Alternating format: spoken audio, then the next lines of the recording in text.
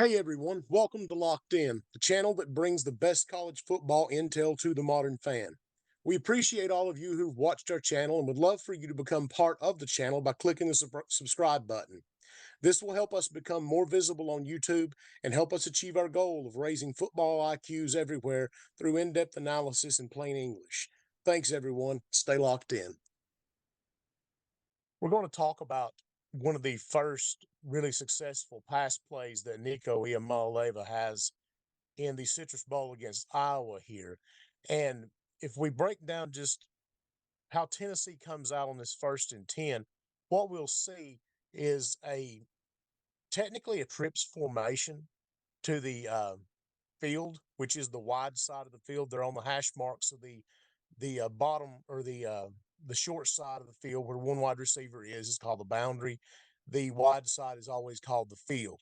So they are technically in a trip set, but the problem that you see here for like regular trips is the number 3 receiver. We count them 1, 2, 3 from the sideline in.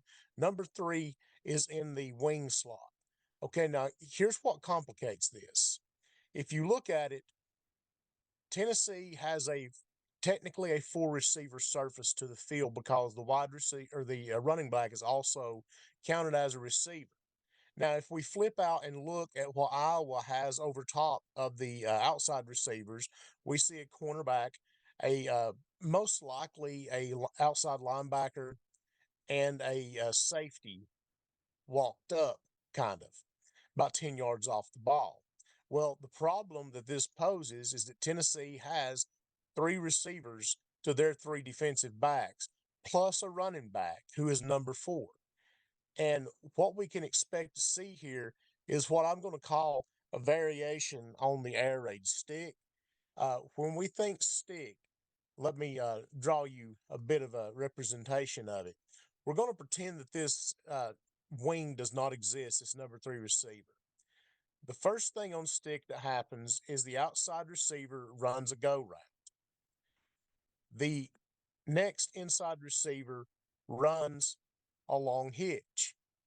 So he's going to run about, say, 10 yards and work back to about 8. There's a little more length on this than your traditional hitch.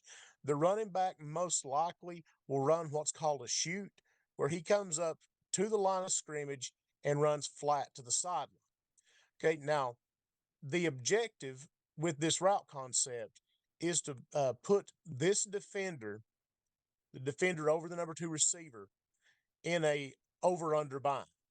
So what happens if this defender sits with the number 2 receiver on the long hitch, quarterback will throw out to the running back, and he should be able to pick up about 5 yards, maybe more, because our objective here is for the outside receiver to run off the cornerback.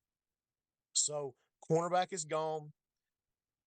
Next defender in must make a decision, and the quarterback makes a simple read. It's either the long hitch or the running back. So he first looks to the hitch, then he goes to the running back, and the linebacker must pick his poison.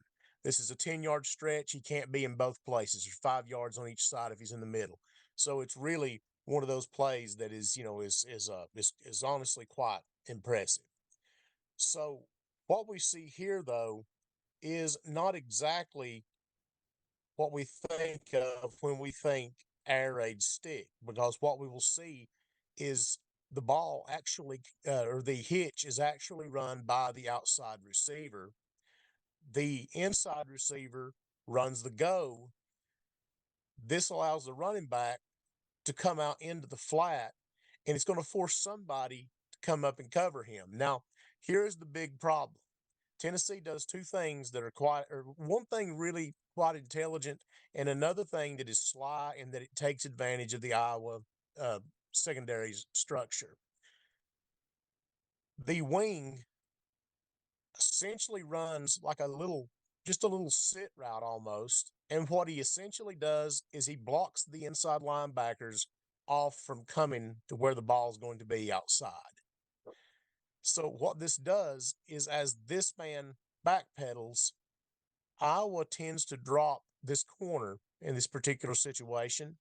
And when he sees the number 2 receiver go deep, he naturally is going to be the one who kind of moves into the window to prevent him from being an option. Now, the big deal here is that you have two defenders who can come up and defend the running back, which is what they do. Problem? The outside wide receiver, the number one man, is standing here wide open on the hitch and gains good yardage. So let's go and watch this play unfold. Here's a snap. We see the wing wall him off. There's the running back. Oh, there's the hitch. Very nice game. So Iowa prides itself in zone coverage. And so what an air raid coach like Josh Heupel is going to do is he's going to find a way to take advantage of open space. You'll often hear coaches call it green grass. So right here, you already see this is where the green grass is occurring. Every defensive back is going backward. The wing has come up. He's kind of got this linebacker walled off. The running back does something pretty slick here. He actually comes through the line almost as if he's going to pick up the block and then slips out. And if you look at it, there is no way, as we roll it, there's no way that the Iowa defense, look at that. Nobody's even close. Closest man is probably 5 yards off of him. So he's got a very easy run up to about the 50-yard line before they can really make any kind of threat on him, and he just steps out of bounds. That's a slick play. I think that it allows us to get kind of inside the mind of Josh Heupel, and it also shows us Nico making a long throw. One of the things that we noticed in watching, in doing a shorter film study of Nico's play in the Citrus Bowl is that there are not very many deep balls. And one of the conclusions we reached was that they are likely, or Josh Heupel likely, does not want anyone to see Nico throw the ball downfield because he clearly can throw it downfield. But this throw from the far side hash, literally to the paint on the sideline, is about a 40-yard throw, and he throws this ball on a rope, which smart defensive coordinator has to conclude this kid's got a good arm. And I think that what we learn here, he's good at making reads. He's got a strong arm, and that is a deadly combination in the Tennessee offense. Yeah, I think looking at this, Nico has a good future, and he can make the right decisions when he needs to. So he didn't really have a wrong one there, except for if he pushes it deep, which is where you worry about with a young quarterback pushing the ball deep. Because if he throws it into double coverage to that second wide receiver going deep down the field, that's probably a pick. Said he could throw it to the running back in the flats right here, and he could throw it to the hitch, and he takes the two underneath routes, or he takes the one underneath route in the hitch, to get more yardage than the one with the running back in the flats, because that's what's going to get more yardage. So I mean, he takes the best route available right here. I think too, if you look at it just from, I guess, just from the average Joe's perspective, the number two receiver on the go route looks like he's going to be mighty open right there. Problem is, he's going to have to drop that ball in a very tight triangle where there are three defenders. And Iowa, like I said, they're a good zone coverage team. They got a young quarterback. What zone coverage teams do is they bait you in to taking what looks like an open throw.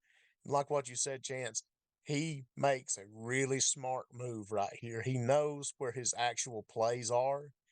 And given how Tennessee uses the entire breadth of the field, he makes a perfect throw out here. And I think that, maybe you don't expect him to do that. You expect him to maybe dump it off to the running back, maybe for a 2 or 3 yard gain. But that's not what he goes for. Instead, right here on a simple little play, they turn nothing into 20 yards. So, good for him. He's definitely showing some skill here. Yeah, it's more like he's playing like a veteran. Like people give crap to Drew Brees for always throwing 5 yards, and even Tom Brady. But you know what? Them guys are winners. Statistically, they're one of the greatest quarterbacks of all time. So I mean, there's a lot to be said for throwing underneath and being able to be patient and take what's given to you instead of forcing the issues and forcing the ball down the field. Yeah, if they give you 5 yards, take 5 yards. And I think that that's something that you really have to commend Nico for. He shows himself in this Citrus Bowl to be very patient. I mean, there are times that, he looks like he wants to do something else, but he very rarely does something rash and he comes back and he makes the right throw. And, and as you showed there, with drawing the triangle, they've got the wing and the number two receiver both pinned within triangle structures. These guys are as covered gets, even though it may look like that there's some space there. These are risky throws. And if you can throw it on a rope and get it over those linebackers, yeah, you're going to look like a hero. But there's a really good chance it gets picked. It could get smacked down. And all of a sudden, you're staring at 2nd and 10 or a turnover as opposed to picking up this 20-yard gain, which they get. Yeah, we'll watch more of Nico down the road for the Locked In crew, Slock and Chance. We'll see y'all later. Everyone here at Locked In wants to say thank you to all of you who have subscribed to, liked, and commented on our channel. We've got a blast bringing great college football analysis to you. If you haven't subscribed yet, please hit the subscribe button. If you want to share your thoughts, we'd love to see your comments. Till next time, stay locked in.